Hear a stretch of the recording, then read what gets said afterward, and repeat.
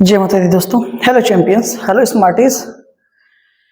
तो प्रीपोजिशन की इस क्लास में आज हम देखेंगे यूज ऑफ प्रीपोजिशन को, ठीक है, जिसमें हम आज आप डिस्कस करेंगे इन, ऑन और एट को। लेकिन ध्यान दीजिएगा, ये लोकेशन के कॉन्टेक्स्ट में आज हम इसको डिस्कस करेंगे। ऐसा नहीं कि ये ऑन का सारा यूज हमने पढ़ लिया या फिर इन का सारा यूज पढ़ लिया या फिर एट का सारा यूज पढ़ लिया। बहुत सारे यूजेस में से एक यूज है जो कि इन, ऑन, एट को हम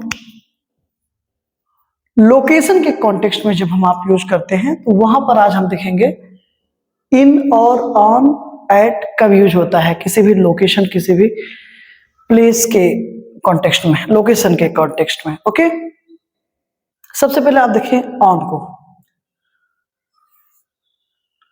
ऑन क्या है दोस्तों?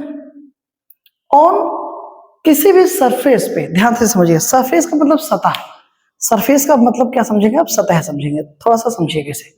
जैसे एक छत है, जैसे मान लीजिए ये छत है, इस छत का एक सरफेस ये है जो ऊपरी सिरा है ना, ठीक है, जिसको हम आप रूफ कहते हैं, फर्श वगैरह कहते हो ना, ठीक है।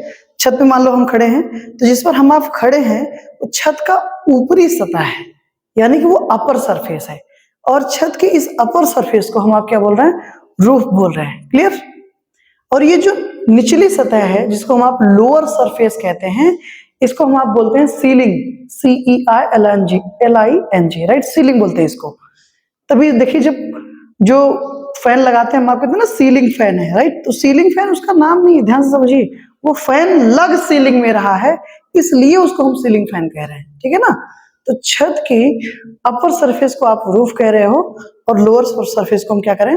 सीलिंग कह रहे हैं, ठीक है। अब देखिए, कोई चीज क्या होगी, अगर देखिए कोई चीज किसी भी सरफेस पे क्या होगी? अटैच्ड होगी उससे, ठीक है। ये मैंने इस पे रख दिया, यानी कि ये जो मार्कर है इस सरफेस से क्या है? अटैच हो गई, और वो छू भी रही है। क्या कर रही है? छू रही है, राइट।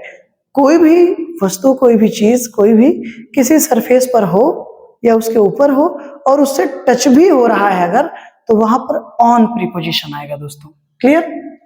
देखिए, समथिंग इज अटैच्ड टू, अभी मैंने समझा ना, समथिंग इज अटैच्ड टू और टचिंग समथिंग, अटैच्ड टू और टचिंग समथिंग, छुएगा भी, टच भी करेगा, राइट। तो वहां पर हम आप प्रीपोजिशन ऑन यूज करते हैं।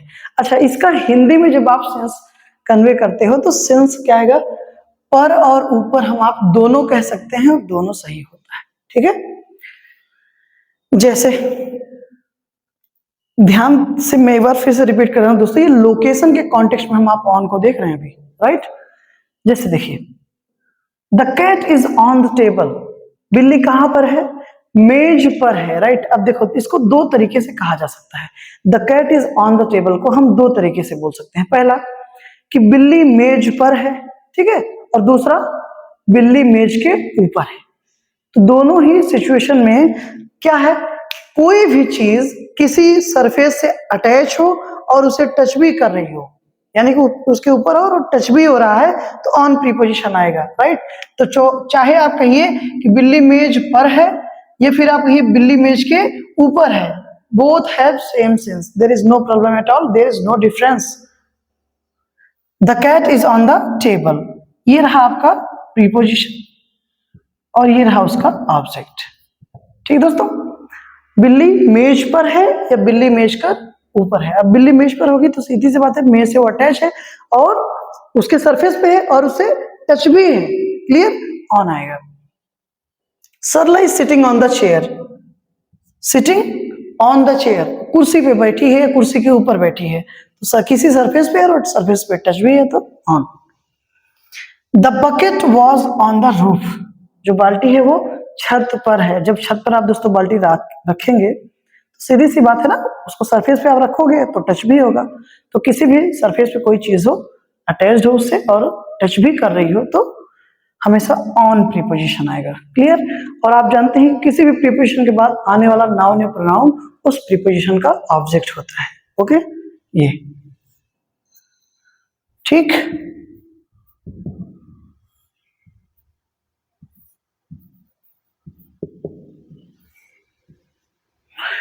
ओके, अब लोकेशन के कॉन्टेक्स्ट में हम आप इनको डिस्कस करेंगे, ठीक है। क्या लिखा गया है? इनक्लोज्ड एरिया और space. Enclosed area surrounding by all sides, चारों तरफ से घिरी हो, पहली एक चीज, ठीक है। दूसरी चीज क्या लिखा है? Basically when something is inside something, जब कोई चीज किसी चीज के अंदर हो।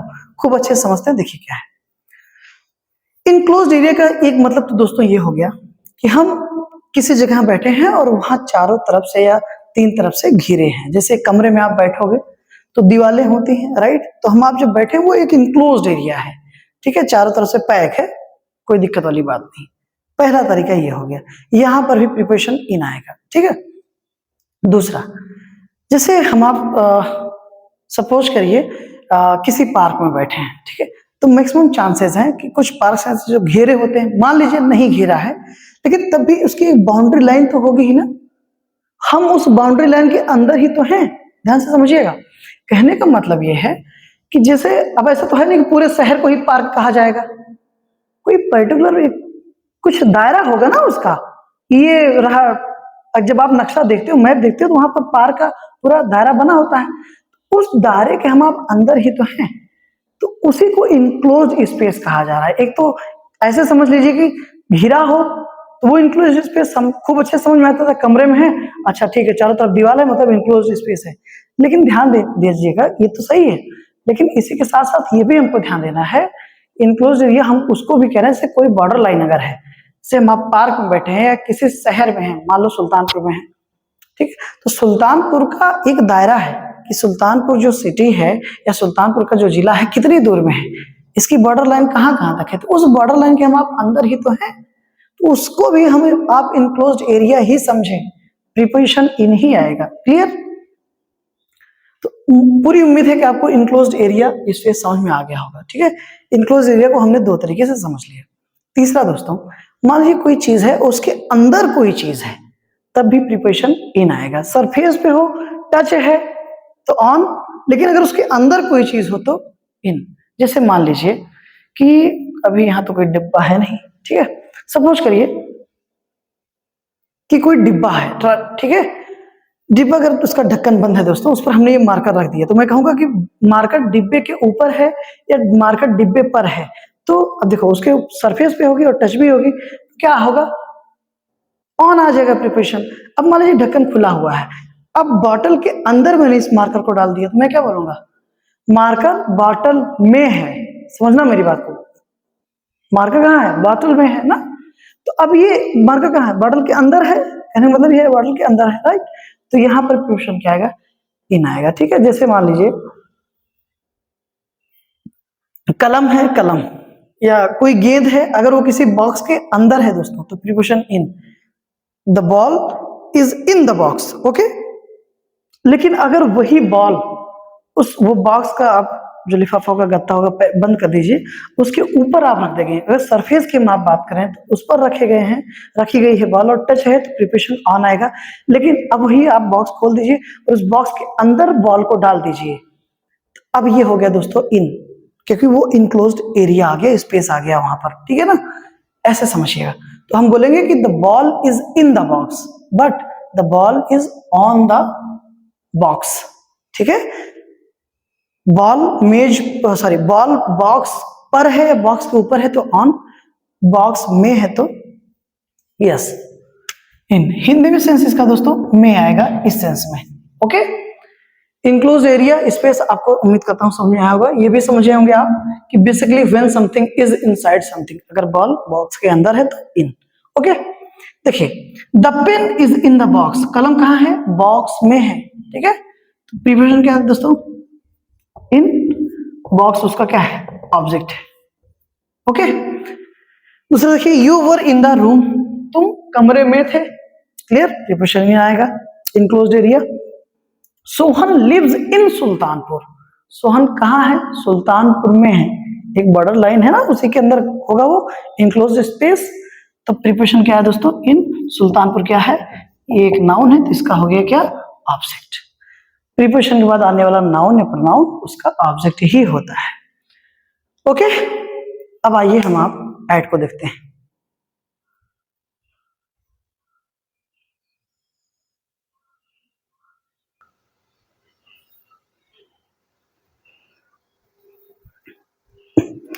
अब नेक्स्ट यूज है दोस्तों एट का, लोकेशन के ही कॉन्टेक्स्ट में। आइए देखिए, हमने इन को समझा, ऑन को समझा, लोकेशन के कॉन्टेक्स्ट में आइए एट को समझते हैं।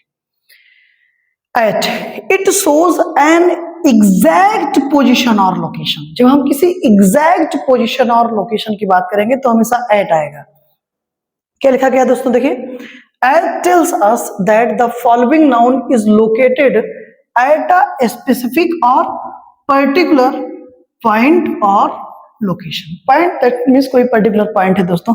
जैसे मान लो आप किसी चौराहे पर एक खास दुकान पर खड़े तो उसको मैं एक पॉइंट कह रहा हूं, समझ रहे हो ना, पॉइंट का ये मतलब यहाँ पर। लोकेशन मतलब आप स्थान समझ ही रहे हो। तो किसी भी स्पेसिफिक या पर्टिकुलर पॉइंट या लोकेशन के लिए हमेशा क्या आएगा, एट आएगा।